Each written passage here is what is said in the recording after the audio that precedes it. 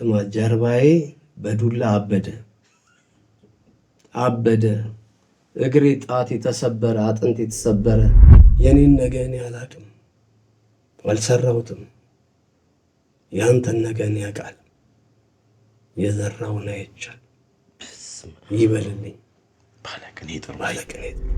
ደግሞ በራ ትሄዳለች ከፍ እያለች እየተሽኮረመች አሁን በአንተ ጊዜ ሴትዮዋ እንደዚህ አይነት ነገር ከዛ በእርግጫ ፊት ሲማታ ያየሁት ልጅ መጣና ያዘኝ እኔም ያዝኩት ፖሊሶቹ ሌሎቹም እያሉ በቃ አለቀ ጥል ተጀመርኩ በቃ አለቀ ስማ ጥበኛ በበደለለት ያኔ ነው ደረት መድካት